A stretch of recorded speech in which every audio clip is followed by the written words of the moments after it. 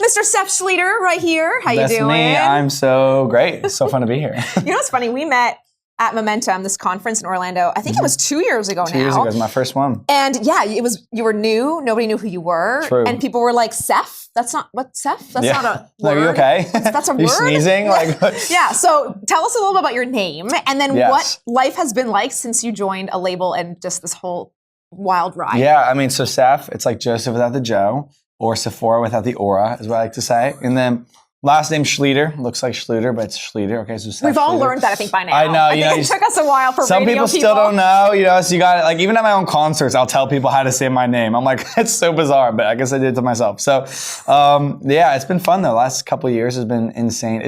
Momentum's always so fun because this was really like 2 years ago when I first kind of like was introduced to like the public in a way, you know, and it was actually at Momentum when we were like, all right, hey, we're releasing Count My Blessings this day. Like, we like picked the date in that lobby up there. Like, so many fun things. And so like to see like, oh, last year it was like, man, think back to like where we were a year ago. And now it's like, man, think back to where we were like a year ago. And so just to see like the amazing things that God has done since then has been so crazy. And just the people I've been able to meet and talk to and the stories I've been able to hear and just all of it has been so impactful and a blessing, you know. Do you get tired of singing Count My Blessings, or does it hit you in a new way every time? Because I do feel like that's your flagship song. I know. So what do we need to know? Give us the like behind the scenes of that one for you. I feel like it's so fun because like I was on tour this past April and it was my first headline tour. And so that was so like, it was the last song we did each night. And like it meant so much each time because it was like, I'm blessed that you guys showed up. Like, I'm like, you guys are here. Like, you paid money to like come be here and we get to worship God together. And this is so cool. And so I'm singing it and it's so real each time. And so I feel like every time I'm singing it, you know, unless when it's my mom, she's like, sing your song again, sing your song. I'm like, oh, do I have to? But like when I'm like doing it like live and in front of people, I feel like it's always, even just the fact that I get to be with the people of God worshiping is a blessing and like makes me excited to sing it. Well, and that's not something that's new to you because you have, and I say this on the air all the time, you have sung in front of or led worship for thousands of Catholic youth at these revival gatherings and stuff. Like, what are you seeing going on in the Catholic Church right now, and especially with young people? Yeah, I mean, I think there's just this deep hunger for authenticity and encounter. And I think there's a lot of Catholics have grown up learning about the faith, but not actually having an encounter with Jesus and just going through the motions for so much of their life, but not actually having the, that encounter with Jesus that actually transforms everything. And so I feel like as they're beginning to see that and they're hearing testimonies of that or seeing media of that or hearing music of that, like whatever it might be, they're being exposed to it in some capacity. And then they're like, wait, I can have that kind of relationship with Jesus. I can have that kind of vibrancy. Like, right, John 10:10, he said that he came that we have an abundant life, not just like a boring life. And for so many Catholics in particular, I feel like sometimes faith is just really boring until you really, really meet Jesus. And so I think there's just this hunger for that and this desire to really encounter him and live for him that's happening. And it's really sweet to just see how it's transforming hearts everywhere. Yeah, you have a good perspective on that more than most people. But like you said, if they think that it's boring, do you feel like there's pressure for you, being that you're, young and cool and you're on the radio and you write songs? Like, is there pressure on you then to kind of help be that person that can introduce them to? Yeah, I mean, I feel like it doesn't even feel like a pressure. It's more just like an exciting responsibility. So it's like, it's not like God's not like, all right, everybody's donezo if you don't do this thing, So it's like, all right, like the pressure's all off, and it's more like, this is something I'm excited that I get to do and bring people into this place. And like the cool thing is like the gospel is the best news of all time. It really is. And Jesus, he doesn't need a marketing campaign. He doesn't need like you to make him look cooler. Like he is everything our hearts have been longing for. And so it's just all you have to do is introduce people to the real Jesus and not this weird boxed in version that so often we have him in. Like introduce people to the real Jesus, and then that does the work. It's like we don't have to like package him up all pretty or whatever. It's like, no, just introduce people to Jesus and he's going to transform hearts. Yeah. It's true though, like you said, like he doesn't need us to do that, but he does invite us to do it with him and for him. So I think that's the exciting part of the journey. Right. It's like he could, like, he chooses to use us for whatever reason. He uses us imperfect people to do his will. And it's crazy, but it's also like, it's fun. And that's, I think, what we miss sometimes is like ministry and like bringing Jesus to people isn't meant to be just this big, serious, like depressing thing. Like we have the best message in the world. We should be the most joyful people in the world, and we should be excited to share it with people. You know, like when you have like a newlywed and they're so excited to share about their marriage, or when you have, when you get an awesome gift, or like you're so excited to share with people, like we should be just as excited, if not more, to share about Jesus. Yeah. Every time I see you, and I don't know if it's because, where are you from again? Ohio. Okay, that's why. Because every time I see you, we're in Orlando, you always look sun-kissed. And I guess it's because it's more sun here than Ohio. More sun here, a little bit. Because I was going to say, like, what do you do for fun?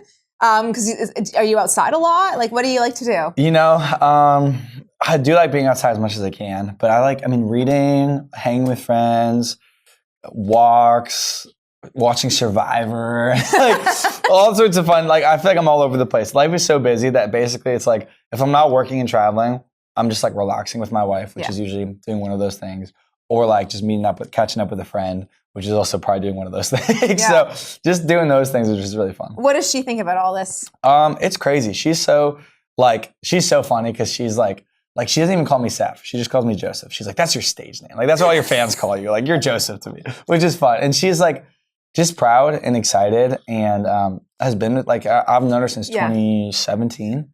So I've known her for like a long time, and she knew me before any of this really happened. Exactly, so it's just cool to have somebody who's there and like really loves you for who you are, and like sees you for who you are, and is so supportive and so like excited and your biggest champion, and also like really great at balancing you out.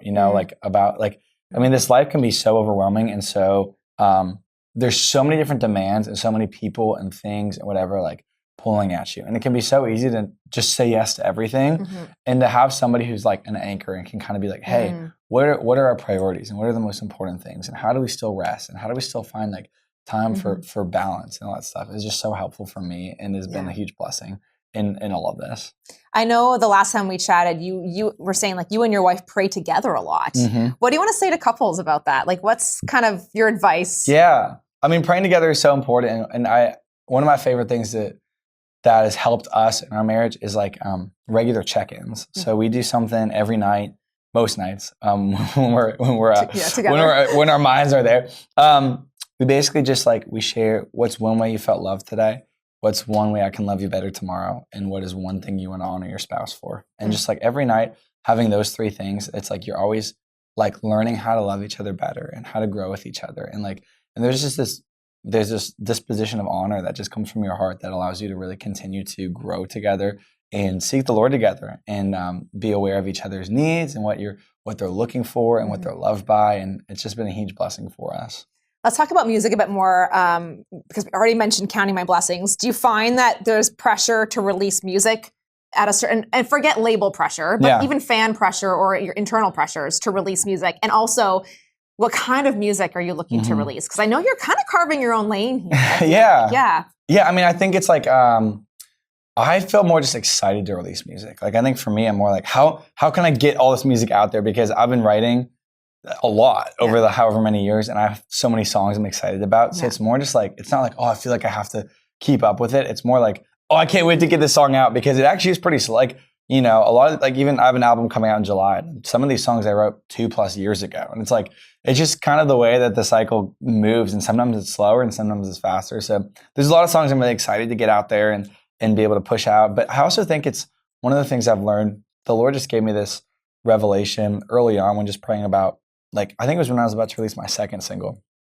And Counting My Blessings had obviously blown up and done so many things. And just talking to the Lord about that and just where my heart was at and getting ready for this next single. And I remember just hearing this dichotomy of, you have one story of the loaves and the fish, right? Where this boy has this offering, he brings it to Jesus, he multiplies it and feeds thousands with it. And it's like, oh, that's awesome. And then you have another story that gets a lot less attention, but is the story of Jesus and his disciples, and they're, in the synagogue, and they see this woman put this one small coin into the treasury, and it's like all she had. And he just talks about how he's like, that is worth more than anything else, because it came from her heart, And I feel like as an artist, my job isn't the multiplication. My job is just to give the gift. And it's like, God, if you want to multiply and do something awesome with it, great. If it's just like, hey, it was just meant for this moment, then also great. Like, it's not up to me to decide that. My job is just to be faithful to what God has spoken and then to do it to the best of my ability and pray that, like, Lord, like would the people who need to hear this most hear this? And if that's 5 people or 5 million people, like he's the one who decides that. And what great wisdom for anybody offering anything. It's not performance-based, it's service-based. Yeah. It's the offering, the widow's mite. Exactly. Yeah, so good. Can I ask you about your opinion on the Pope? Are we allowed to talk about that? I'm excited. Yeah. I mean, to have an American Pope is crazy. My wife and I were on a little vacation in North Carolina when like everything was like going down. So we're like watching, and, you know, just the excitement of everything coming out. Yeah. And I think just to have, you know, someone who is a missionary, like he was a missionary in Peru.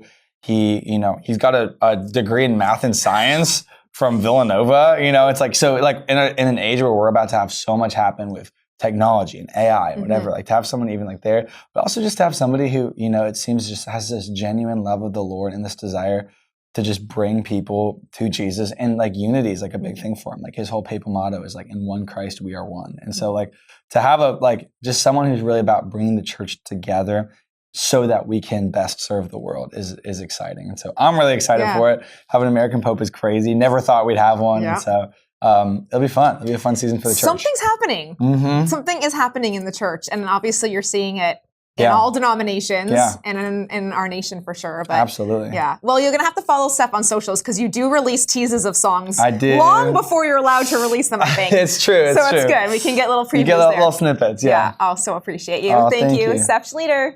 Woo!